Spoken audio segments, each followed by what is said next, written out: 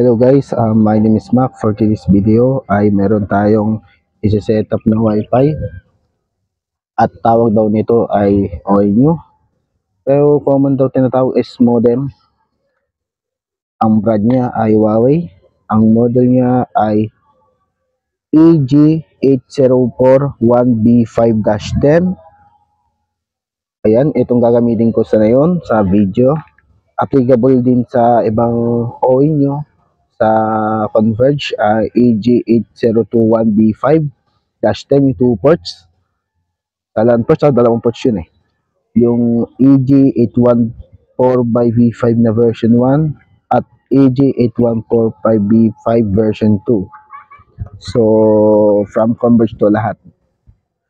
So, na yun, intro muna tayo.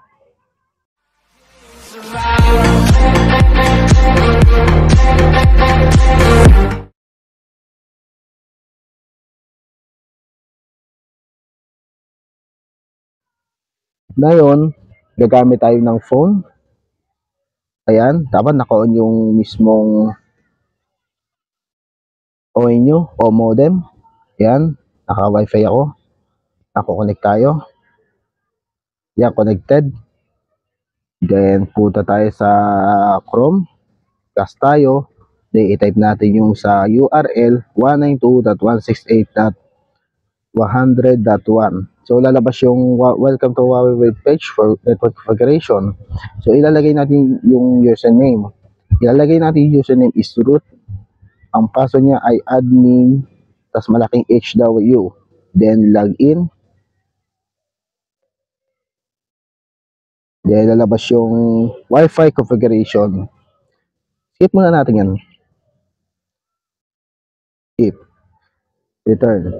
Isa-isayin natin yan. Ayan. Ito yung homepage niya. One-click diagnosis. System information. Ayan. WEN. Optical. Service provisioning status. Internet port. VLAN. Home network. User device information. Pinaka-advanced settings niya, WEN, LAN, host, DHCP server, DHCP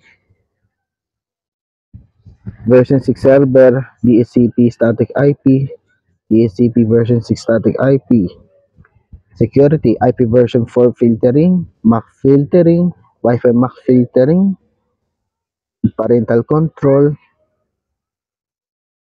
device access control,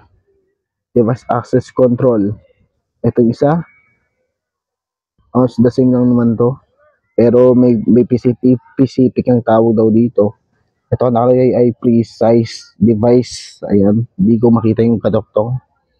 IP version 6 filtering, forwarding rules, DMC function, IP version port mapping, port trigger, IP version 6 port mapping, application, DDNS, UPnP, static DNS, VLAN 2.4, basic network, advanced network 2.4, 5G, basic network, 5G, advanced network, automatic Wi-Fi shutdown, Wi-Fi coverage, ayan, coverage pala, multi-AP, mesh, system management, ito ipapalit yung root password, ONT, authentication, open source, mga manual yata to, ayan, maintenance diagnosis, maintenance,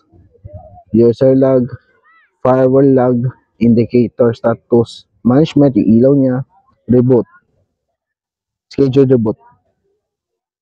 So, paano tayo magkapalit ang Wi-Fi name? So, itong pindutin natin home, then pindutin natin itong mismong Wi-Fi configuration. So, ayan, lalabas na yan. Then, ipapalitan mo ng pangalan. Sa lalagay ko is Mac Helper 2.4 GHz. Then, password is sample lang naman to. Pero kayo gagawa niyan. o sarili yung password.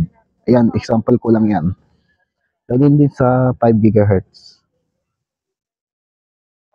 5G.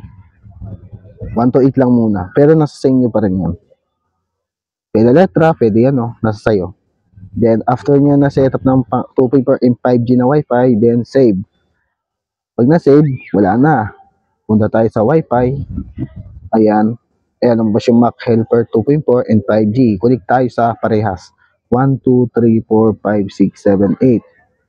Ayan. Connected na. 1, 2, 3, 4, 5, 6, 7, 8. Ayan. Connected na. Ayan. Yun lang paano magpalit ng Wi-Fi name. So, ano ba, gusto mo ulit magpalit ng pangalan ng Wi-Fi at password ulit, ilagin mo ulit root, then admin HW. So, mukhang hindi tayo makakapasok dahil na-disconnect na daw tayo. So, pag lumabas ng ganun, kailangan i-restart yung coin nyo. Ayan. Ayan, may power button nyo siya. Angat, then, yan, ganun. Kasi ito pala yung model niya. Ayan. So, ito yung OA nyo. Ginagamit ko sa video. Applicable naman yung sinasabi ko kanina is the same lang naman yan. Ayan. So, wait natin siya mag-boot. At tumabas yung SSID.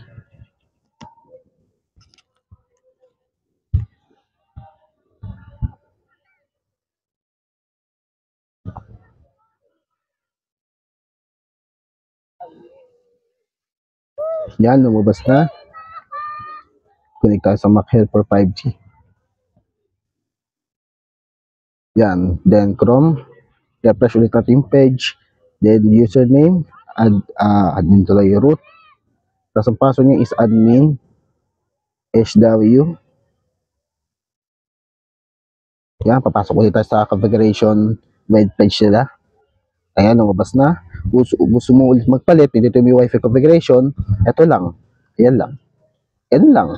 Then, save mo lang. Gusto mo palit ng pangalan at password. So, ito lang. Sa administrator naman, sa login page ito, itong sinasabi kong login page, ito. Ayan. Yung welcome to Huawei web page for configuration na yan. Kailangan natin palitan yung admin para iwas sa masama. Password. Ayan. Then, punta tayo sa advanced, then system management. Ito yung account management niya. So, ilalagay mo yung password is admin SW. Then, yung password is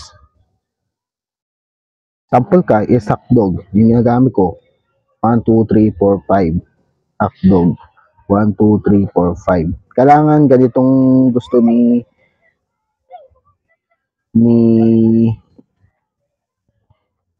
sa version na ito. Ganyan password. May example lang to. Ayan. Ganyan. Example password. So, yeah, ganyan. Then, save.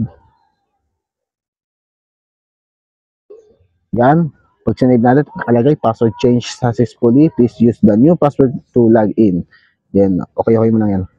Ayan. Lumabas ang wait page. So, gamitin natin yung default ulit. Root, admin, HW. So, di na tayo makakapasok.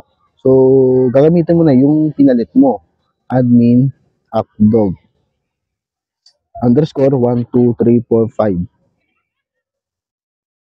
So, ayan. Nakapasok na tayo. Ganun lang. Magpalit ng Wi-Fi name at sa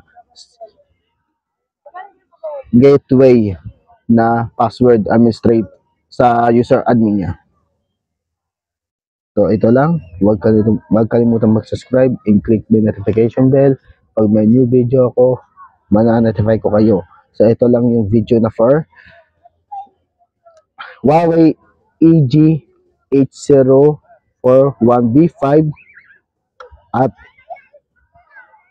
EG8021V5-10, EG8145V5, EG8145V5 version 2 for Converge. So, ito lang.